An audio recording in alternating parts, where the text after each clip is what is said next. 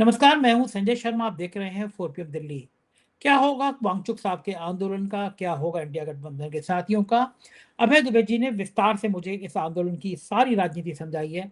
रोचक बातचीत है, जरूर सुनिएगा। चलते हैं अभय दुबे के पास। 4 PM न्यूज नेटवर्क में बहुत बहुत स्वागत है अभय दुबे जी आपका। वांगचुक जी के समर्थन में पूरी देश और पूरी दुनिया के लोग खड़े हो गए हैं। देश के जितने प्रतिष्ठित लोग हैं, चाहे वो लेखक हों, कवि हों, फ़िल्मी एक्टर हों, सब जाने-माने लोग खड़े हो रहे हैं। मेरी एक मित्र है, वो भयंकर भक्त, मतलब उससे वो महीने में 5 बार मेरी इसकी लड़ाई होती है मोदी जी की भक्ति के कारण। कहती थी आप धर्मभ्रष्ट हैं, ये हैं, वो हैं। मैंने देखा कि स्टेटस पे उसने वांगचुक के समर्थन में लिख रखा है। मैं कहा तुम्हें क्या हो गया? हुँ, कह रहे नहीं, ये बात तो खराब है, सरकार को बात तो करनी चाहिए। वांगचुक साहब जो इतने-इतने बड़े मुद्दों को लेके लड़ते हैं। हुँ, अरविंद केजरीवाल ने कमाल कर दिया, गए और वहां पे कहा कि वांगचुक, धर्मेंद्र प्रधान को बर्खास्त करके वांगचुक को अगला देश का शिक्षा मंत्री बना देना चाहिए। बड़ी क्रांति की है उन्होंने। लेकिन आज मैं जिस मुद्दे पे चर्चा कर रहा हूं वो ये है कि विमर्श जो है वो थोड़ा अलग भी हो रहा है। कांग्रेस समर्थक जितने पत्रकार हैं, कांग्रेस के नेता हैं, वो वांगचुक पे बड़े सफाई के साथ आरोप लगा रहे हैं कि उनको इस आंदोलन में नहीं पड़ना चाहिए। ये जो काकरोच पार्टी है, इसके नेता पे आरोप लगा रहे हैं कि बड़ी सफाई से ये मैं करके इन्होंने कांग्रेस को बुलाया नहीं, और अब जब फ्लॉप हो गया तो कांग्रेस समर्थन जुटाने की बात कर रहे हैं। और लोग ये कह रहे हैं कि इसके पीछे, काकरोच पार्टी के पीछे अरविंद केजरीवाल की पार्टी के लोग हैं। वो चेहरा दिखाई देते ना, अन्ना आंदोलन से ये लोग जोड़ रहे हैं। हुँ, मेरा सवाल ये है कि भले हो सकता है कि केजरीवाल की पार्टी हो, मैं ये भी कह रहा हूँ कि हो सकता है आम आदमी पार्टी के नेता पीछे खड़े हों। लेकिन जिस मुद्दे के लिए वो मुद्दा उठा रहे हैं, अब तो राहुल गांधी भी ये मुद्दा उठा रहे हैं देश के अलग-अलग जगह पे, छात्रों को, नौजवानों का। आज डिंपल यादव वहाँ पे गईं, समाजवादी पार्टी ने समर्थन दिया, तमाम पॉलिटिकल पार्टी के लोग वहाँ पे जा रहे हैं, समर्थन दे रहे हैं। क्या ऐसे दौर में कांग्रेस को इस आंदोलन से खुद को अलग रखना चाहिए? वांगचुक का या इस आंदोलन का विरोध करना चाहिए? या फिर इस आंदोलन को आगे बढ़ाना चाहिए? कि लड़ाई सारी मुझे लगता है पंजाब के चुनाव को लेकर है, क्योंकि वहाँ पे बीजेपी तो है नहीं, मुकाबला कांग्रेस और आम आदमी पार्टी का है। लेकिन क्या एक राज्य का चुनाव देश हित से बड़ा हो सकता है? क्या इस मुद्दे पे आम आदमी पार्टी और कांग्रेस को मिलकर कांग्रेस पार्टी का या वांगचुक का समर्थन करना नहीं चाहिए? बड़ा सेंसिटिव मुद्दा है। मैं देख रहा था दिन भर, अब ये पार्टियां आपस में भिड़ी हुई हैं, ट्विटर पे बाढ़ छिड़ी हुई है। एक बीजेपी तो चाह रही है कि लड़ाई हो और आपस में लड़े। लेकिन आपका क्या मानना है? देखिए, आप जिस तरीके से सोनम वांगचुक के अनशन के बारे में जो हमदर्दी उमड़ रही है लोगों की, वो बहुत स्वाभाविक है। एक व्यक्ति अ, अनशन कर रहा है, लगातार उसका स्वास्थ्य गिर रहा है और सरकार पूरी तरीके से निष्ठुर है। आपको ध्यान होगा कि एक बार गंगा सफाई के मसले पर उनके एक जो मशहूर प्रोफ़ेसर साहब थे, उन्होंने अनशन किया था। भारतीय जनता पार्टी, मोदी ने उसकी तरफ कोई ध्यान नहीं दिया था, वो अनशन करते-करते उनका देहांत हो गया। उसके बाद केवल नरेंद्र मोदी ने उनके मरने पे केवल सांत्वना व्यक्त कर दी थी। और कुछ नहीं। तो सब लोग ये सोचते हैं कि इस तरह की घटना दोबारा ना होने पाए। अच्छा, अब हम लोगों को सोचना चाहिए कि हम लोगों को अगर हम चाहते हैं कि नरेंद्र मोदी अगर हम मानते हैं कि नरेंद्र मोदी और भारतीय जनता पार्टी लोकतंत्र को नुकसान पहुँचा रहे हैं, तो नरेंद्र मोदी और भारतीय जनता पार्टी से लड़ाई कैसे की जाएगी? इस पूरे मसले के बीच में ये प्रश्न है, सबसे बड़ा। पेपर लीक एक मसला है, पेपर लीक एक मसला है। और उस मसले के ऊपर कांग्रेस सोनम वांगचुक या अभिजीत दीपके से पहले से आंदोलन कर रही है। एनएसयूआई ने सारे देश में मैं कोई कांग्रेस का समर्थक नहीं हूँ। कांग्रेस ने मुझे इमरजेंसी में जेल में डाला था, मेरे पिताजी को जेल में डाला था। मैं कभी भी कांग्रेस का मैंने बाजा नहीं बजाया। मैं राहुल गांधी से कभी आज तक मिलने नहीं गया। मैं बिल्कुल मेरा उससे कोई संबंध नहीं है। मैं बिल्कुल दूसरी बात बोल रहा हूँ। मैं ये कह रहा हूँ कि भारतीय जनता पार्टी को और नरेंद्र मोदी की जो निरंकुशता इस देश में चल रही है, उसको टक्कर कौन देगा? उसको टक्कर भारत की सबसे पुराना राजनीतिक दल जिसके पास 100 सांसद हैं और जो पेपर लीक के मसले पर सोनम वांगचुक के अनशन पे बैठने से पहले से सारे देश में वो लोग आंदोलन कर रहे हैं और वो सरकार के कोप का सामना भी कर रहे हैं उसमें।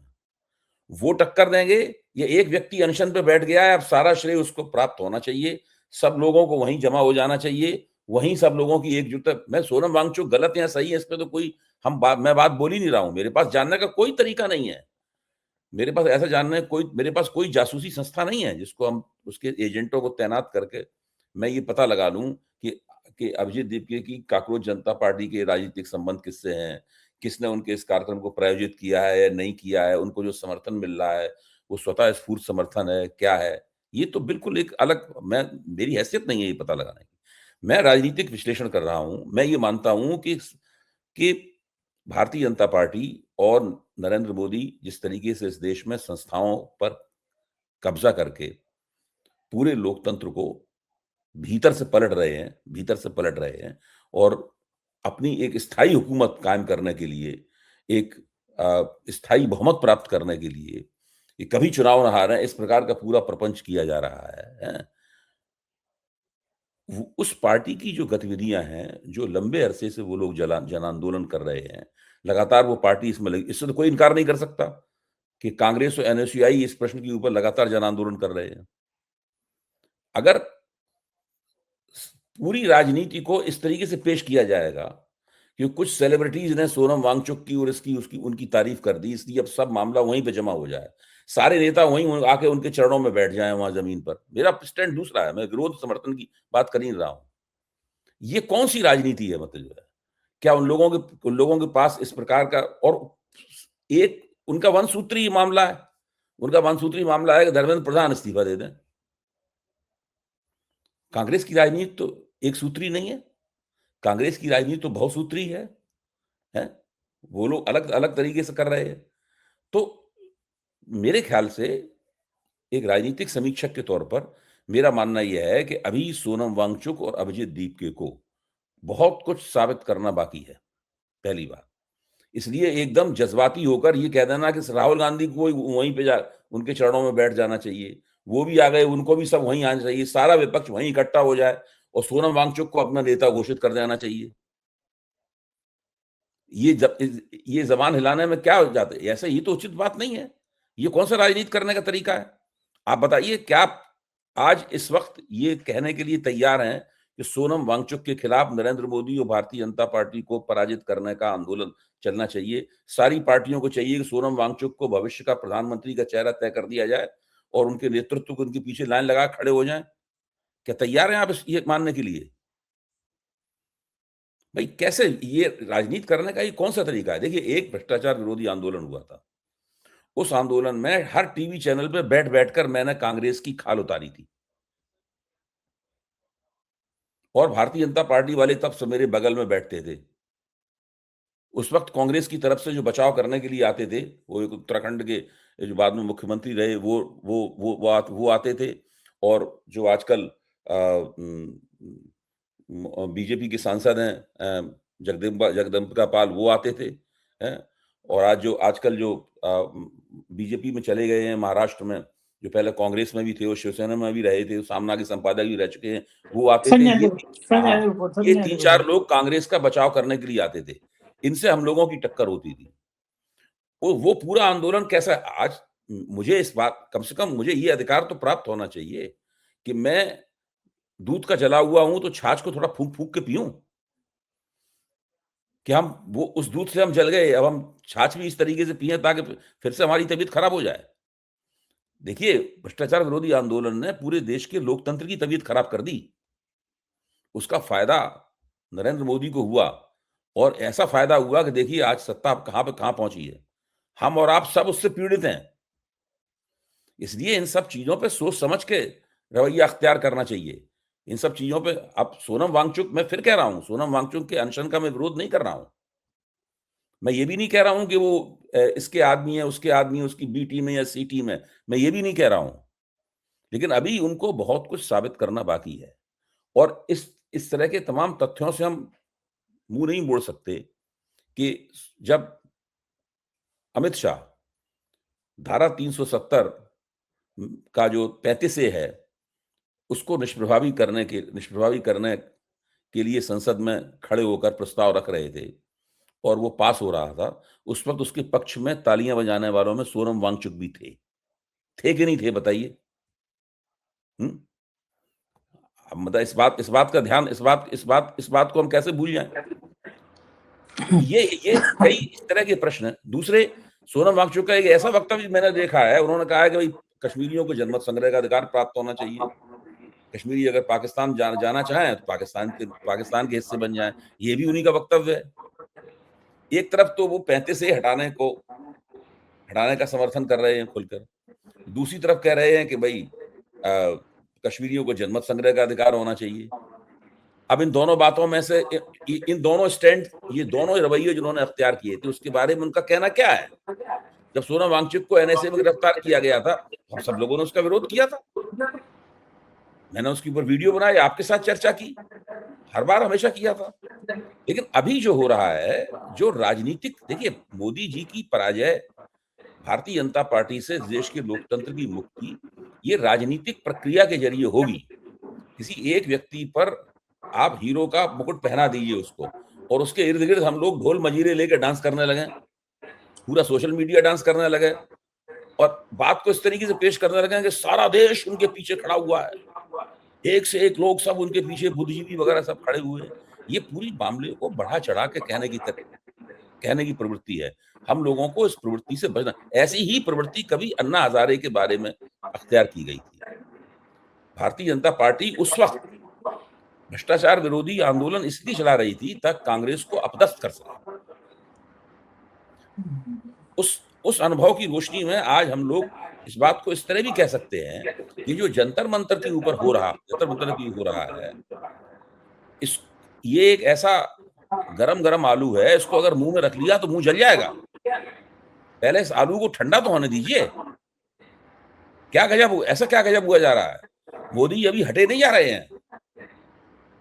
ऐसा नहीं है कि सोनम वांगचुक अभी 20 तारीख को संसद की तरफ देश की जनता चल पड़ेगी और लाखों लोग नारा लगाते हुए संसद की तरफ झपटेंगे और मोदी जी की सरकार कोलैप्स हो जाएगी, उसका शीराजा ढह जाएगा, मोदी जी घबरा के इस्तीफा दे देंगे। ऐसा होगा क्या? बताइए। बिल्कुल नहीं होगा। बिल्कुल नहीं होगा। मुझे तो फिर आप इतने जोश में क्यों हैं? मैं इसलिए जोश में हूँ, मुझे इसलिए आपकी बात सुन के आती आ रही है। मैं समझा के, देखिए मैं खुद भी समझने की कोशिश कर रहा हूँ। मुझे ये पूरा मामला हो कैसे रहा है? मैं कैसे? मुस्कुरा रहा हूँ। ये बहुत महत्वपूर्ण प्रश्न है संजय जी, बहुत महत्वपूर्ण प्रश्न है कि उनको लगातार वहां पर आंदोलन कैसे करने दिया जा रहा है। पहलवान बेटियों को नहीं करने दिया गया था आंदोलन, उनको घसीट के ले जाया गया था वहां से, तब भी हम लोगों ने वीडियो बनाए थे। मैं इतनी बहुत सारे सवाल हैं, इन सवालों के जवाब मिलने चाहिए।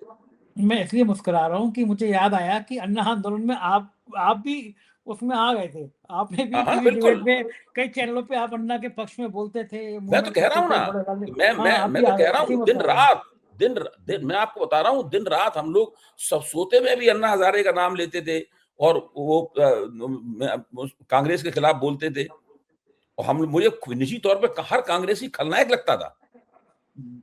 बिल्कुल ऐसा बन गया था।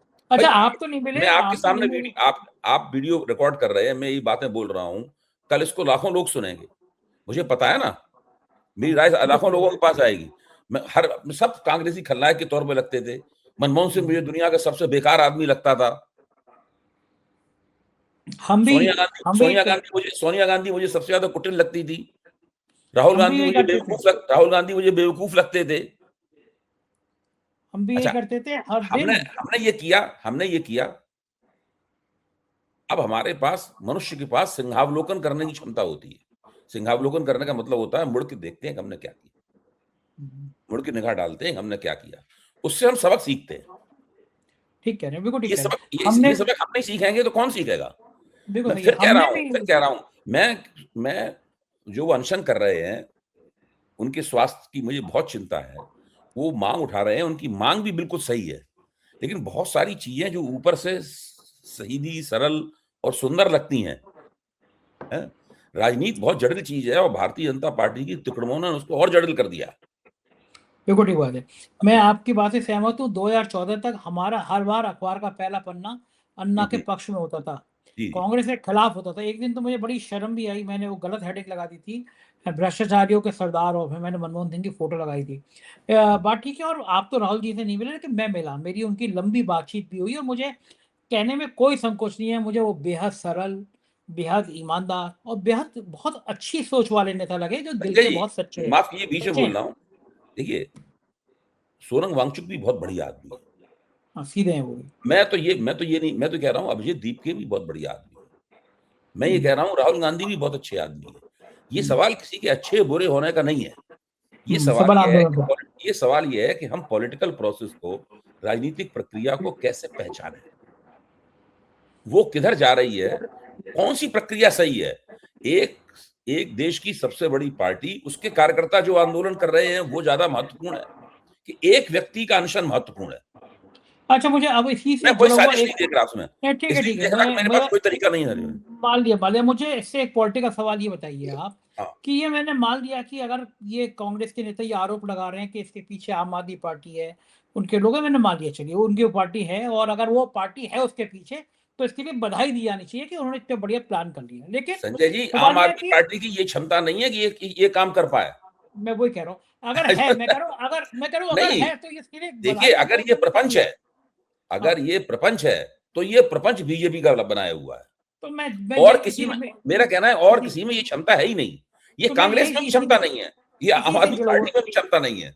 इसी से जुड़ा हुआ सवाल पूछ रहा हूँ हाँ, कि ये हाँ। प्रपंच है, ये आपको समझ में आ रहा है, कांग्रेस को समझ में आ रहा है, कांग्रेस को समझ में ओपन नहीं आ ओपन रहा लग है। रही है, मुझे कांग्रेस के, मुझे 100% आपको यकीन नहीं नहीं है, है। चलिए, मैं दिमाग लड़ा रहा हूँ। चलिए कांग्रेस के नेताओं को तो समझ में आ रहा है, कांग्रेस के नेता तो लिख ही रहे हैं इस सब बातों हुँ, को, हुँ। लेकिन फिर इंडिया गठबंधन के बाकी लोग क्यों जा रहे हैं? डिम्पल यादव क्यों चलेगी, धर्मेंद्र यादव क्यों चले गए, बाकी गठबंधन के, इंडिया देखिए, गठबंधन के उसमें लोग क्यों जा रहे हैं? इसमें है ये इस कैसे है? इस बात की भी व्याख्या की जा सकती है। इस बात की व्याख्या इस तरह की जा सकती है कि जब पिछले विधानसभा चुनाव में तमाम बड़े-बड़े क्षेत्रीय नेता हार गए। देखिए, एक क्षेत्रीय नेता बड़े शरद पवार उनकी पार्टी थी, उनका कबाड़ा हुआ पड़ा है। उद्धव ठाकरे एक क्षेत्रीय नेता थे, उनका कबाड़ा हुआ पड़ा है। हैं? बीजेडी एक क्षेत्रीय पार्टी थी, उसका कबाड़ा हुआ पड़ा है। ममता बनर्जी की क्या दुर्गति हो रही है, हम सब लोग जानते ही हैं। हैं? दूसरे क्षेत्रीय नेता वो आंध्र प्रदेश में थे, उनका कबाड़ा हुआ पड़ा है। तमाम क्षेत्रीय पार्टियाँ बहुत कमज़ोर हो गईं। जब क्षेत्रीय पार्टियाँ कमज़ोर हो गईं, तो फिर कांग्रेस का एक राष्ट्रीय पार्टी के तौर पर महत्व और स्थापित हुआ। सारी पार्टियाँ टूटने के कगार पे हैं या टूट गई हैं। केवल कांग्रेस ही एकमात्र पार्टी है, जिसके टूटने के बारे में कोई चर्चा नहीं हो रही है कतई। खुद अखिलेश यादव की पार्टी उत्तर प्रदेश में उनके बारे में टूटने के बारे में कितनी चर्चाएँ हो चुकी हैं। खुद ये आपके निषाद और राजभर भी दावे कर सके। मैं ये नहीं कह रहा हूँ टूट टूट जाएगी, लेकिन बता रहा हूँ, माहौल किस तरीके का बन रहा है। तो इन क्षेत्रीय दलों को ये लग रहा है कि कांग्रेस को कुछ विशेष महत्व प्राप्त हो गया है इन विधानसभा चुनावों के परिणामों के कारण। वो अब अपनी दावेदारी कैसे करें? तो वो इस तरह का काम कर रहे हैं, जैसे राहुल गांधी के ऊपर दबाव बने, कांग्रेस के ऊपर दबाव बने, सोनम वांगचुक का सहारा लेकर वो इस प्रकार की गतिविधियां कर रहे हैं। जबकि देखा जाए जमीन पर जहां तक जन आंदोलन का सवाल है, लगातार सब प्रदेशों में सारे प्रदेशों के मुख्यालयों पे वो काम एनएसयूआई ने किया है और किसी ने बढ़िया नहीं काम किया किया। है, हाँ, बन के बढ़िया किया है। काम किया है, हाँ, राहुल गांधी ने एनएसयू भी हाँ, जोड़ा है नौजवानों को। हाँ, और जोड़ा है, उन्होंने किया है, एनएसयूआई ने काम किया है। उसका साथ देने की बजाय वो सोनम वांगचुक और अभिजीत दीपके की काकरोच जनता पार्टी का साथ दे रहे हैं। ठीक है, वो अपनी राजनीतिक चाल चलने के लिए स्वतंत्र हैं। मेरी इन सब विपक्षी नेताओं से मेरी सहमति है, इनकी भी ज़रूरत है बीजेपी को चुनाव हराने के लिए। कांग्रेस के साथ जुड़ के सब मिलके लड़ेंगे तभी चुनाव हराया जाएगा। ये भी बात सही है। मैं किसी के खिलाफ कुछ भी नहीं बोल रहा हूँ। मेरा कहना यह है कि जो पॉलिटिकल प्रोसेस चल रहा है, जो राजनीतिक प्रक्रिया चल रही है, उस राजनीतिक प्रक्रिया में अब देखिए इस वक़्त राम मंदिर का चंदा ये महत्वपूर्ण नहीं रह गया। हुँ? कुछ भी महत्वपूर्ण कांग्रेस का चलाया हुआ आंदोलन महत्वपूर्ण नहीं रह गया। एक व्यक्ति ही महत्वपूर्ण हो गया है बस केवल। बाकी और सबका महत्व समाप्त हो गया है। ये बाकी सबका सबके महत्व का ये क्षय हो गया है। ये एक एक चीज और महत्वपूर्ण हो गई, हुँ, चंदा चोरी इतना बड़ा बवाल मच गया था कि गांव-गांव में चंदा चोरी की बात होने लगी थी। हुँ, बीजेपी की इतनी जबरदस्त धुलाई और खास तौर से संग और मोहन भागवत की धुलाई इससे ज़्यादा मैंने देखी नहीं। हुँ, बीजेपी परेशान थी कि मुसलमान एंगल भी चल नहीं पा रहा, वो चला था कि हनुमानगढ़ी पे नमाज़ पढ़ी, वो रोज़ा अफ्तार चला, वो भी चला नहीं। फिर यूपी के एक आईएएस अफ़सर को ढूँढा गया। आप हँसेंगे कि मेरे पास इतनी जानकारी कैसे रहती है यूपी की ब्यूरोक्रेसी की। तो जी। यूपी का मैं ब्यूरोक्रेसी का मैं खुद को मास्टर मानने लगा हूँ कि मेरे पास खुद ही लोग मतलब खुद ही अफ़सर एक-दूसरे की टाँग खिंचाई की चीज़ भेजते रहते हैं। हुँ, अभय जी, आप सुन के आज जो मैं खुलासा कर रहा हूँ, सुन के हैरान हो जाएँगे। हुँ, कोरोना काल में लोग फ़ोन करते थे विदेश से कि हम लाखों रुपए दे देंगे, हमारे माँ-बाप को कि जला दिया जाए, जगह नहीं मिल रही थी। लकड़ियां नहीं मिलती थी। तो उस समय सरकार ने लकड़ियां खरीदी कि जो बैकुंठ धाम है उस पर लावारिस लाशें आ रही हैं, लकड़ियां जलाई जाए। ठंड के दिन थे, लकड़ियां खरीदी गई, सैकड़ों कुंटल लकड़ियां खरीदी गई। अब गवर्नर साहब को, जो मौजूदा गवर्नर साहब हैं, इनको ठंड लगी, इनके कर्मचारियों को ठंड लगी। अब वो गवर्नर हाउस में अगर जाड़ों में ठंड लग गई तो मामला गड़बड़ है। तो नगर आयुक्त से कहा गया कि लकड़ियां भिजवाओ। नगर आयुक्त का नाम था अजय द्विवेदी और उत्तर प्रदेश के सबसे भ्रष्ट आईएएस अफसरों में गिना जाता है। वो नौजवान था तब भी, एसपी गोयल प्रमुख सचिव थे, मुख्यमंत्री उनका चेहरा था। बंदे ने क्या किया कि जो कब्रिस्तान में कोरोना के लिए लाशें जलाने की लकड़ी आई थी, उसने वो लकड़ी उठा के और गवर्नर हाउस में भिजवा दी। इतनी भ्रष्टाचार की शिकायतें सामने आने लगी एक के बाद। फिर उनको रामपुर का डीएम बनवा दिया एसपी गोयल ने। अब डीएम साहब को लगा कि यह मौका बढ़िया है कि जैसे वो सीओ अनुज चौधरी जो गदा लेके घूम रहा था, मैं भी अब जौहर विश्वविद्यालय पे बुलडोजर चलवा दूं तो मेरे करप्शन की सब फाइलें खत्म हो जाएंगी, मुसलमान एंगल आ जाएगा। तो साहब उसने ऐलान कर दिया कि जौहर विश्वविद्यालय पे बुलडोजर चला जाएगा। बस ऐलान किया और गोदी मीडिया के चैनलों पे बहस चलने लगी, राम मंदिर गायब हो गया। आज घंटों घंटों बहस चल रही है कि जौहर विश्वविद्यालय यहाँ बना, यहाँ जमीन कब्जे आई और उसके बाद में बुलडोजर चला दिया जाएगा। मैंने एक शो में और कहा कि भाई उसका बोर्ड उतार दो जौहर विश्वविद्यालय का, वहां जय श्री राम विश्वविद्यालय रख दो। आप तो खुद प्रोफेसर रहे हैं, इतने समय तक आपने पढ़ाया है। सैकड़ों स्कूल बंद हो गए उत्तर प्रदेश में, कोई नया विश्वविद्यालय बड़ा बन नहीं रहा। लेकिन जो विश्वविद्यालय है जहाँ 40,000 से ज्यादा बहुमूल्य किताबें हैं, हजारों बच्चे पढ़ रहे हैं, उसको साहब बुलडोजर से ढाया जाएगा क्योंकि मुसलमान एंगल आ गया। और टीवी चैनलों से जौहर विश्वविद्यालय पे बुलेटिन चल रहे हैं, बहस हो रही है हिंदू मुसलमान की। मैं बिल्कुल आपकी बात समझ गया संजय जी, मैं बिल्कुल आपकी बात समझ गया। ये जो मसला जंतर मंतर वाला मसला है, जंतर मंतर वाले में ये हम लोगों को गारंटी करनी पड़ेगी, सुनिश्चित करना पड़ेगा, अपने आप को आश्वस्त करना पड़ेगा कि इस मसले के जरिए भारतीय जनता पार्टी विपक्ष की राजनीति को मैनिपुलेट तो नहीं कर रही है कहीं। और ये कोई बहुत चालाकी, हम अगर 10 दिन बाद समर्थन कर देंगे उनका तो क्या गजब हो जाएगा, कोई गजब नहीं हो जाएगा। ऐसा नहीं है अभी समर्थन नहीं करेंगे तो आसमान टूट पड़ेगा। और अभी अभी लोकतंत्र के पक्ष में आंदोलन जो है कि कमान हमारे हाथ से निकल जाएगी, ऐसा कुछ नहीं है ना। इतनी बड़ी औकात सोशल मीडिया कभी रही नहीं, आज भी नहीं है, कल भी नहीं थी और आगे भी नहीं होगी, क्योंकि वो देश की जनता तय करेगी उसकी मतदान प्राथमिकताएं क्या है, तब होगा तय। तो मेरा इसमें सब लोगों से आग्रह ये है कि अजय देवगन ने समर्थन कर दिया, उनका समर्थन कैसे महत्वपूर्ण हो गया भाई?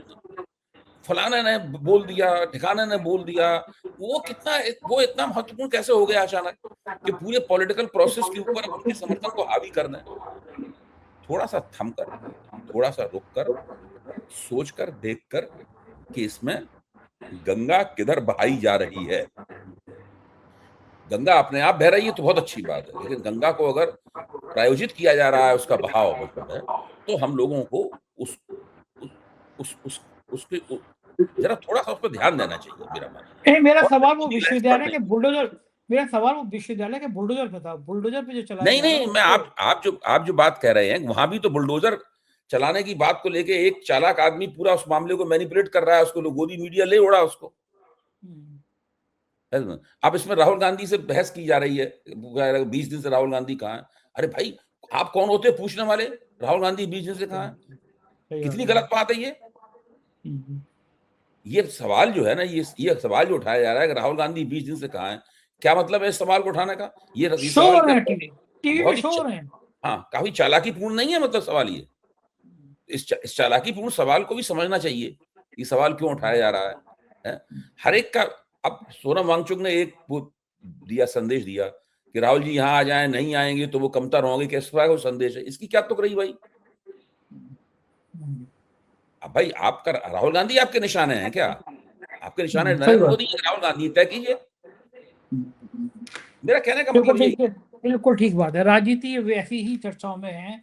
बहुत शुक्रिया अभय जी, आपने समय दिया, बातचीत की, थैंक यू। ये थे अभय दुबे जी, पूरी बातचीत आपने सुनी।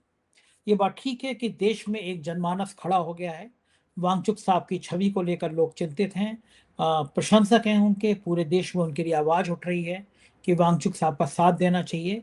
जिस हिसाब से सरकार बेदर्दी से इस आंदोलन को खत्म करना चाहती है, विपक्ष को खत्म करना चाहती है, उसके बाद धर्मेंद्र प्रधान को बचाना चाहती है, उसके बाद क्या होगा? आपकी राय क्या है? बताइएगा ज़रूर। शुक्रिया, थैंक यू।